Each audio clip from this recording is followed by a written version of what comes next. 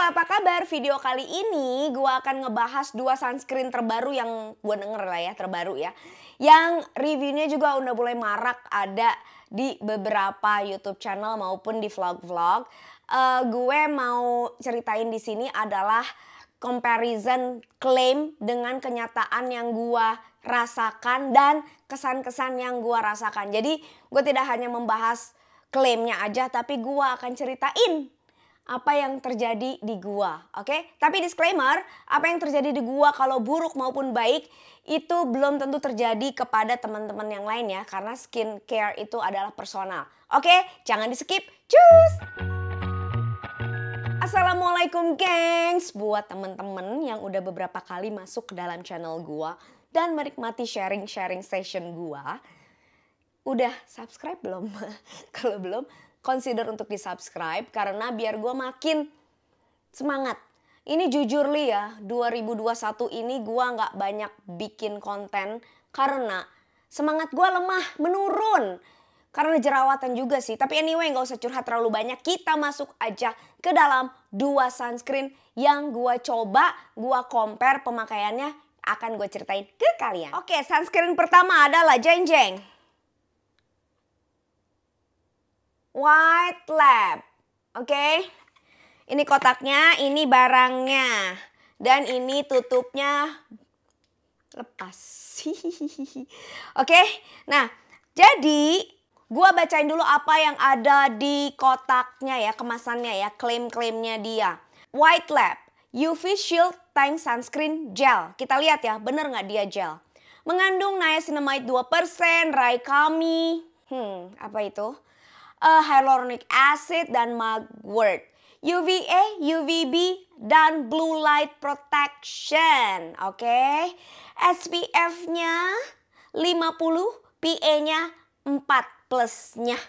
Oke, lightweight, feel and fast drying, non greasy formula. Coba gue lihat lagi ya. Sama aja ya, depannya ini juga begitu ya. Yang gua nggak suka, tapi mungkin ini yang terjadi di gua, mungkin gua kena yang bad productionnya. Tutupnya tuh lepas gitu loh, Bo. Nih, ini kan dia harusnya nyangkut ya di sini ya. Jadi ini tuh beberapa kali gua cetokin kayak, nah kan tuh bunyi ya, udah kencang dong dia nempel lagi ke sini. Tapi kalau gue kayak puter, itu kalau nyampe sini tuh dia nggak kencang, Bo. Oglek-oglek. Kalau gua puter kencang, dia akan lepas lagi. Ngok, nah begitu. Jadi akhirnya si tutup ini gue cuekin aja gitu loh. Oke, sekarang kita lihat ya teksturnya.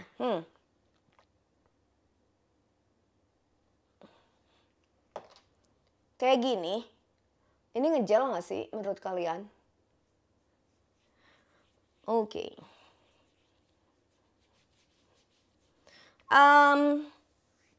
Gue tidak merasa berminyak. Gue tidak merasa ada kayak berminyak greasy, enggak. Di tangan ya. Dia benar absorptionnya cepet gitu ya. Oke, nggak feeling greasy. Yang mau gue ceritain adalah kesan pemakaian gue di muka. Memang gue nggak ada komplain yang berarti. Beda ya, gini.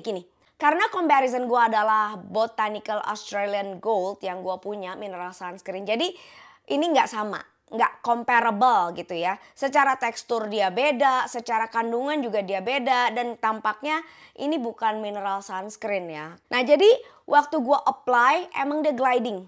Dia gliding enak gitu ya. Jadi gue apply 1, 2, 3, ini juga 3 garis. Gue usap semuanya ke mata, ke bibir juga. Jadi semua nggak ada yang skip.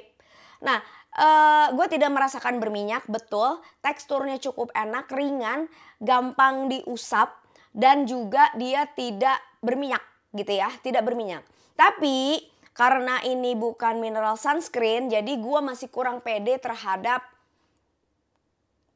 kekinclongan yang terjadi kalau gue nggak pakai primer. Nah, waktu dia pakai primer terjadilah ngeletek, ada kayak apa ya, terkikis gitu, terkikis sesuatunya. Nah sampai sekarang gue nggak tahu kalau yang terkikis itu sebenarnya adalah sunscreennya yang ngeletek atau primernya yang kagak nembus gitu. Tapi kayaknya sunscreennya sih yang ke bawa gitu. Jadi gue harus nunggu agak lama. Kalau gue nunggu agak lama, agak lumayan nggak terlalu ngikis banget gitu. Nggak jadi kayak ngikis itu kayak lo ngusek-ngusek terus kulit lo berdaki gitu tau kan lo. Jadi kayak ada yang geruntulan gitu, nah kayak gitu.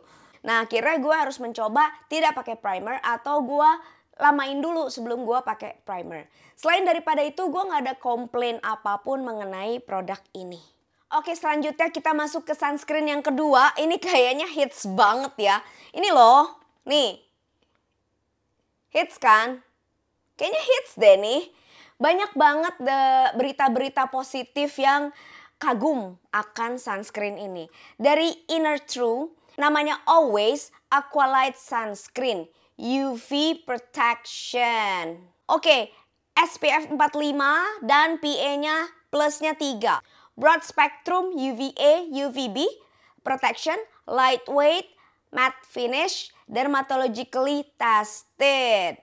Non-alcohol, oil, and fragrance added. Jadi kalaupun ada fragrance itu dari dari ekstrak apa yang ada di dalam ingredients-nya. Jadi nggak ada tambahannya gitu ya. Oh, ini tube-nya dari 100% sugarcane tube. Jadi ini sangat gampang untuk di-recycle. Tahu apa yang keren banget dari sini? Yang dijadikan kayak unique selling proposition-nya gitu ya.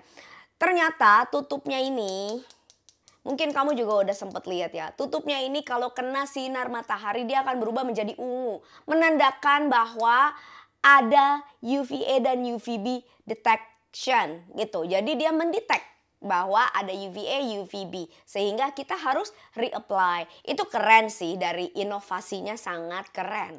Oke, gue mencoba cari kandungan yang di dalamnya apa aja. Kayak tadi kalau White Lab kan ada kayak niacinamide sekian, mugwort ini. Nah ini tuh nggak ada yang kayak gitunya, Bo. Jadi langsung ada ingredientsnya aja, which is yang gua ngerti cuman aloe barbadensis, leaf extract, which is itu adalah aloe vera ya. Tapi kalau di salah satu website yang gua baca, itu dia terdapat kandungan vitamin E, aloe vera extract seperti yang tadi gua bilang dan gua baca, green tea extract, grapefruit extract, guava leaf extract, rose flower extract yang dapat berfungsi membantu mengatasi dan meringankan kerusakan kulit akibat paparan sinar matahari dan hyaluronic acid yang tadi gitu. Oke, sekarang gimana teksturnya? Buka ya. Pindah tangan ya cuy. Oke. Oh, I see. Kalau si ini tuh kayak, ini lebih lotion ya. Kalau yang tadi si White Lab itu lebih ringan dari ini. Jadi dia gel tapi warnanya tuh keruh putih. Jadi tadi gua pikir dia adalah lotion. Tapi kalau dilihat dari sini, ini justru yang lotion. Kita lihat ya di tangan gue.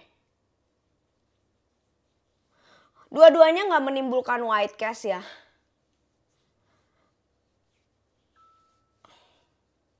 Oke, kayak gitu. Oke, gue mau ceritain apa yang terjadi di muka gue. Satu, ternyata dia greasy. Dia berminyak di muka gue. Walaupun di sini tulisnya non greasy, tapi yang terjadi di muka gue berminyak, Bo. Jadi bukan mengkilat ya, berminyak. Lodoh, agak kurang enak gue pakainya nih. Dan ini aja di tangan gue menurut gue agak lengket ya. Yang selanjutnya, jadi tadi berminyak, agak lengket, masih lengket. Beda sama si White Lab ya. Ini kan tadi tangan ini gue pakai White Lab, ini tangan ini gue pakai si ini Inner True. Agak beda. Lalu yang ketiga, itu dia perih di mata gue. Jadi kalau gue usap ke sini itu perih. Jadi gue tetap harus ngambil tisu untuk kedip-kedipin mata gue. Jadi gue kurang nyaman sebenarnya pakai ini. Akhirnya ini nggak gue pakai, Bo. Ini gue pakai kalau ke tangan atau ke daerah leher aja yang emang perlu hidrasi gitu. Yang perlu, kalau ibaratnya kalau leher itu kan kalau lengket, kalau lembab, terlalu lembab itu nggak beda ya sama muka gitu. Jadi ini gue pakai ke leher atau ke tangan aja. Sementara tiap hari sekarang gue lebih banyaknya pakai White Lab. Itu kesimpulannya. Nah tapi again ya, gue nggak tahu ini hanya dialami sama gue aja atau teman-teman yang lainnya juga. Kalau memang kalian ternyata mengalami hal yang sama, komen dong di komen di bawah ini, di komen gitu loh. Efek kalian pakai ini tuh apa? Beneran nggak kayak gue gitu barusan. Jadi gue kayaknya ini agak failed di gue. Agak failed di gue ya. Hati-hati loh, jangan bilang produknya failed. Tidak, ini failed di gue gitu. Oke guys, segitu aja video gue. Jangan lupa di likes, tambahin likesnya, pencet jempol doang, nggak susah ya effortnya yang dimintain. Oke, terima kasih udah nonton ya, dan jangan lupa di subscribe yang belum subscribe, pencet foto gue di sini, lihat video-video lainnya gue di sini. Salam kulit sehat.